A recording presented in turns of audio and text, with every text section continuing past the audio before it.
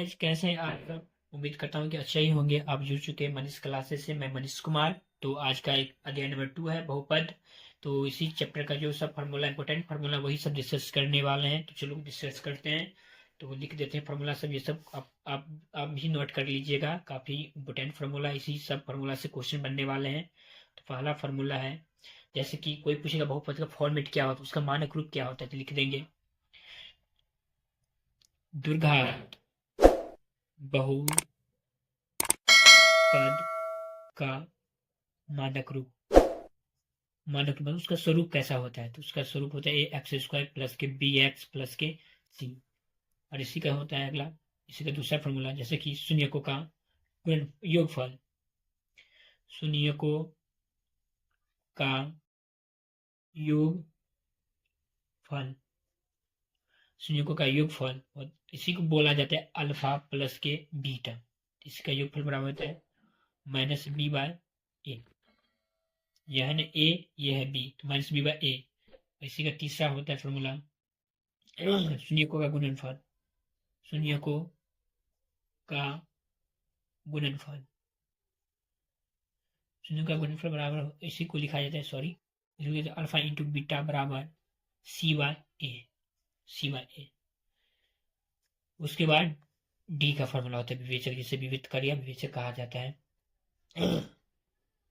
लिखेंगे, इसको विवेचक बोला जाता है, विवेचक, विवेचक। उसका फॉर्मूला होता है बी स्क्वायर माइनस 4ac। फिर अगला फॉर्मूला है शून्य। शून्य को निकालने के लिए कौन सा फॉर्मूला होता है, शून्य, शून्य का फॉर्मूला होता है minus B plus minus root D अब बट्टे के 2a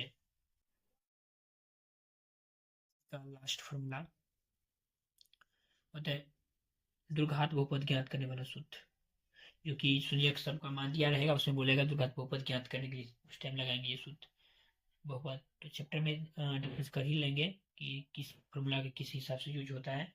जैसे कि लिखा है एक्स स्क्वायर माइनस के अल्फा प्लस बीटा इंटू के x plus alpha into beta. तो यही सारे क्वेश्चन है इस चैप्टर में, यही सारे फॉर्मूला इस चैप्टर में। तो अगले दिन से स्टार्ट जब करेंगे तो ये सब क्वेश्चन या ये सब फॉर्मूला आना चाहिए। तो मिलते हैं अगले एक्सरसाइज 2.1 में। काफ़ी इंपॉर्टेंट फॉर्मूला है, उसे ही याद कर लीजिएगा, क्योंकि ऑब्जेक्टिव ग्रुपिंग फॉर्मूला से क्वेश्चन डायरेक्टली आ जाता है क्वेश्चन एग्जाम में। जैसे पूछ देगा कि अल्फा प्लस बीटा का वैल्यू क्या होता है, तो यदि याद रहेगा तो बोल देंगे माइनस बी बाई ए। पूछ देगा अल्फा इंटू बीटा का फॉर्मूला क्या है, तो सी बाई ए। सी क्या होता है जब हम कल डिस्कस करेंगे। सी ए हो गया, पी ए हो गया, ए हो गया। तो कल गुणनखंड बनेंगे। एक होता है मतलब एक होता है गुणनखंड विधि से शून्य निकालना, और एक होता है फार्मूला विधि से शून्य निकालना।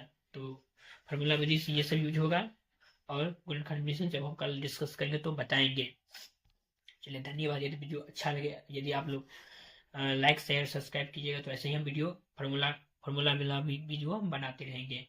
तो पहला लेसन में तो फार्मूला एक ही था, यूक्लिड एल्गोरिथम, जो कि ए बराबर के प्लस 8 बताए भी थे, जो कि यूक्लिड अपने नाम पर एक फॉर्मूला दिया है, ए बराबर के प्लस 8, जो कि हम बच्चे में पढ़े होंगे। भाज्य बराबर होते हैं भाजक गुने भाग पर प्लस के शेषफल। तो इस चैप्टर में 4-5 फॉर्मूला है, वो सबको देख लीजिएगा, काफी इंपॉर्टेंट है। यदि हम फार्मूला विधि से बनाएंगे तो ये शून्य का यूज करेंगे, लेकिन हम जब गुणनखंड विधि से बनाएंगे तो उसका कुछ अलग मेथड होता है, जो कि शॉर्ट टर्म में भी बन जाता है। ये काफी लॉन्ग प्रोसेस है, और क्वेश्चन में यदि ये इंक्लूड कर देता है कि किस विधि से हल करना है, या तो फार्मूला विधि तो क्वेश्चन में लिख देगा फार्मूला विधि से हल कीजिए। ये डायरेक्टली है कि भाज्य गुणनखंड विधि से शून्य निकालिए, तो हम कल बताएंगे, डिस्कस करेंगे। तो चलिए यही एक बना देते, एक चैप्टर है इसी का, एक्सरसाइज 2.1 है, कुछ नहीं है, दिखाते हैं मैथ में, देख लिए। जैसे कि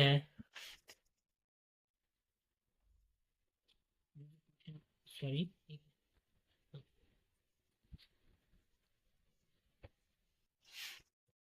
देख प्रश्नावली 2.1 नहीं दिख रहा है, ये प्रश्नावली 2.1।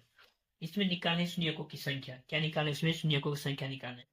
तो आप पढ़े होंगे 9th क्लास में, कोऑर्डिनेट पढ़े ही होंगे, जैसे कि निर्देशांक ज्यादा भी पढ़े होंगे 9th क्लास में। ये हो जाता है एक्स एक्सिस, ये हो जाता है वाई एक्सिस। यदि देखो लिखा हुआ है ये सब संख्या, ये सब यदि एक्स से गुजरेगा ना, तो वो शून्यकों की संख्या कहलाएगी। जैसे कि y से गुजरा, तो इसमें हो गया शून्य की संख्या बराबर 0। इसमें गुजरा है 1 टाइम्स x से, यहाँ गुजरा है तो हो गया शून्य की संख्या बराबर 1। इसमें गुजरा है वहाँ, यहाँ भी कट किया है y के साथ, x के साथ सॉरी, फिर यहाँ भी कट किया है, यहाँ भी कट किया, तो इसमें हो गया शून्य की संख्या बराबर 3। फिर देखिए चौथा नंबर क्वेश्चन, इसमें 2 बार कट किया है, x एक्सिस को कितने बार कट किया है, 2 बार, तो इसमें हो गया शून्य की संख्या बराबर 2। इसमें कितने बार कट किया है, 1 2 3 4, तो इसमें हो गया शून्य की संख्या बराबर 4। इसी तरह फिर लास्ट क्वेश्चन है 1 2 3, इसमें भी 3 बार टच किया है, टच किया या कट किया है, कट करता है तो 2 टाइम्स में काउंटिंग किया, जैसे कि यहाँ क्रॉस किया है तो 1, फिर इस तरफ आया तो 2, इसमें टच किया तो एक ही टाइम यहाँ काउंटिंग करेंगे। चलो बना के दिखाते हैं। तो पहला क्वेश्चन है, इसी का पहला क्वेश्चन है, जैसे कि ये क्वेश्चन है, ये हो गया y एक्सिस, ये हो गया x एक्सिस, और यहाँ से गुजरा है। हम क्या बोले, यदि x पर आएगा तो इसमें शून्य को संख्या काउंट होगी, जो कि इसमें y पर लटका हुआ है। इसमें हो गया शून्य को की संख्या बराबर कितना बताए थे, 0। इसी का दूसरा है,